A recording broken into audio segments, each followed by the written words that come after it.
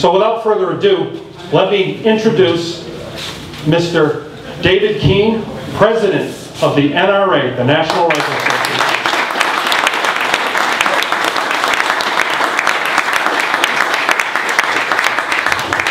Rick, thank you, and thank you for having this event here at this great club. You know, these clubs, the hunting clubs, the ranges that exist around the country, they're what give form to the Second Amendment. The Second Amendment wouldn't mean much if people weren't able to enjoy their firearms. And you know, contrary to the desires and the views of some people, Americans both support the Second Amendment and enjoy the use of firearms. I talked to about 40 members of Congress at a breakfast, you know, these breakfasts that they have not too long ago. And one of the members said, Dave, what would you consider to be the greatest accomplishment of the NRA? And I said, I can't say that it's an accomplishment of the NRA by itself, but it is an accomplishment of the Second Amendment community, of those who are involved in the shooting sports and those who enjoy firearms. And that is that today, guns are cool. That wasn't true 10 years ago, 15 years ago, but people are rushing into the shooting sports. This year, for the first time in decades, the number of hunting licenses sold around the country increased by 8%. Boy Scouts, Girl Scouts, 4-H, high school shooting teams that were abolished in the 60s and 70s are coming back. I was talking to organizers of gun shows on the East Coast 5 years ago, and they keep track of this stuff, you know, because that's how they make their living. 5 years ago, they told me that 8% of the people who attended their gun shows were women. This year it's 38%. That tells you something. The greatest growth in NRA membership over the last 4 or 5 years has been among women. I finished all of this, and it was over, and all of the members had their interns, their summer interns there. And this young lady came up to me and she said, Mr. Keene, you're right about that. She said, when I go back to college, she said, every Friday at our sorority, we all go out to the range to shoot. And I said, I have to tell you something. It's 45 years ago in college, I'd approached some girl in a sorority and said, hey, it's Friday night, why don't we go out and shoot some guns? I wouldn't have gotten that date. So the world in terms of the culture has changed, in spite of what the president might think.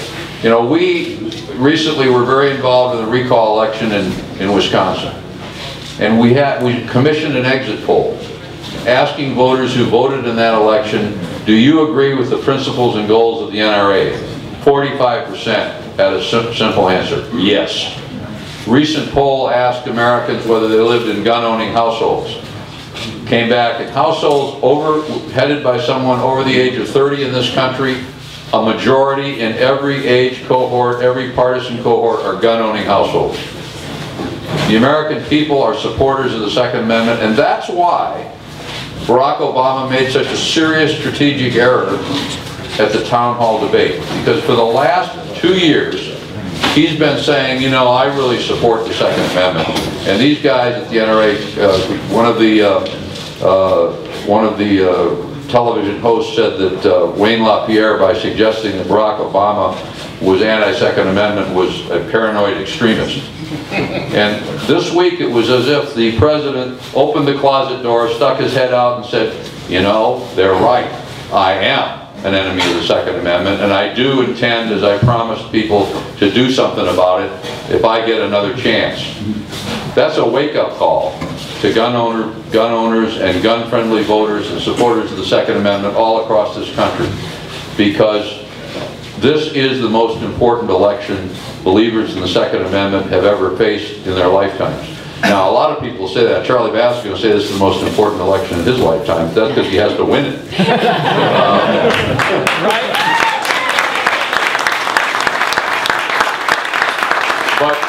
But for those of us who enjoy the shooting sports, for those of us who believe in the Second Amendment, we have to realize that the gains that we've made over the course of the last few decades are all on the table. If this president's reelected, you're going to have a small arms treaty signed from the United Nations. If this president's reelected, you're going to have anti-gun justices appointed to the United States Supreme Court, and they could render the decisions that have ratified the belief of the founders that Americans as citizens should have the individual right to keep and bear arms. They could render that meaningless. That's what's at stake. That's why it's so important. And the second line of defense is the Senate. The third line of defense is the states. It's vitally important that people who support the Second Amendment understand the shooting sports. I'll go further, enjoy the shooting sports, like to go into the field, teach their children and their grandchildren the importance of our heritage. Those kinds of people are vital in public office. And when we go before an election to decide who we're going to endorse, which races we're going to stay out of, and which races we're going to have to go into to try and defeat an anti-gun candidate, we look not at what people say, but at what they do. We look at their records, and we ask ourselves, are these people that we can rely on and that we can advise those who look to us for leadership are people that deserve their vote?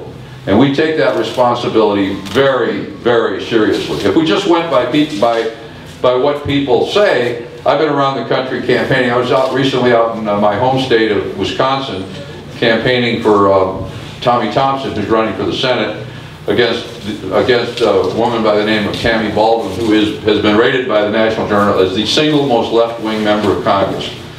And when I did that, she came back and said, well, Mr. Keene's wrong, I own a gun. I said, a lot of liberals own guns. They think they should have them. They don't think you ought to have them. So that's not an indication of where they stand on the Second Amendment.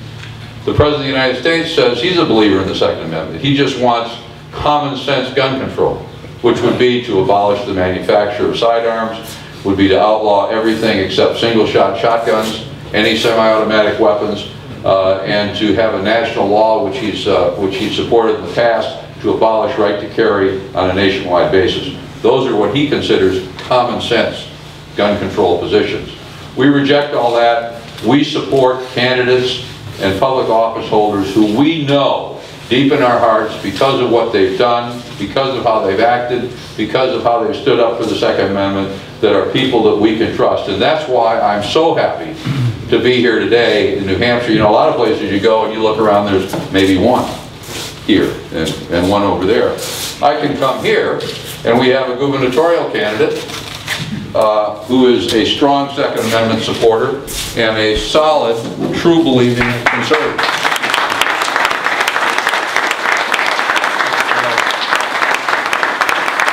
A lot of people don't know this.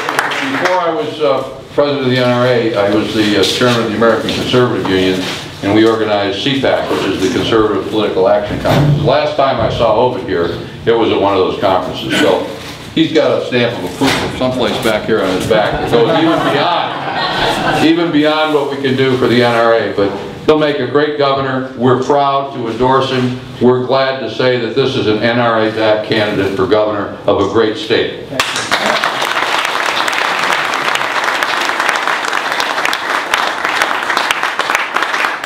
And a governor works with his congressional delegation, as do we. We work with the congressional delegation of this state and other states all the time. We know who the friends of the Second Amendment in the Congress are. And two of the strongest Second Amendment supporters that I could round up are here with us today. And I'm here also because they have earned and deserve the support of the National Rifle Association. Not only that, their opponents have worked very hard for the F ratings that we've given them.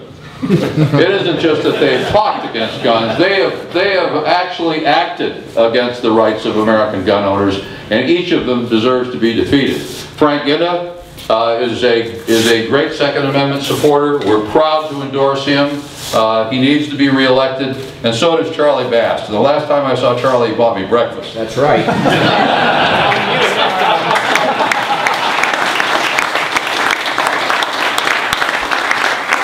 And if you're returning to Congress, which you should, I hope you'll buy me breakfast again.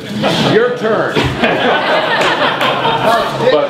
But really, I am so pleased to be here and so happy to be able to come to a state like New Hampshire with your traditions and your beliefs and your principles that are so consistent with those of the National Rifle Association and with gun owners everywhere, and to be able to stand with candidates that you can be proud of and we can be proud of, candidates who can and should win this fall and carry on the defense of the Second Amendment that we all care about.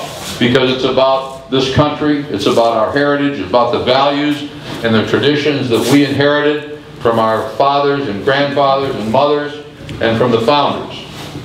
And it's our job in this generation, this time, to make sure that our children and our grandchildren will live in a country where they can enjoy the same rights that we inherited. And this election is so important that I'll tell you something. If we get out and we do what we need to do, if we elect a president and vice president that are strong believers in the Second Amendment, and if we defeat an incumbent president who's the most anti-gun president that we've ever had, and if we at the same time elect governors and members of Congress and the Senate that are Second Amendment supporters, 20 years from now, 30 years from now, people are going to look back and they're going to see this turning point and they're going to say they did what they had to do when they had to do it. And I can tell you something, that's something we can all be proud of if we do what we need to do. Because if we do, we are going to have that victory on November 6th, and if it happens, it's going to be because of you. Thank you very much.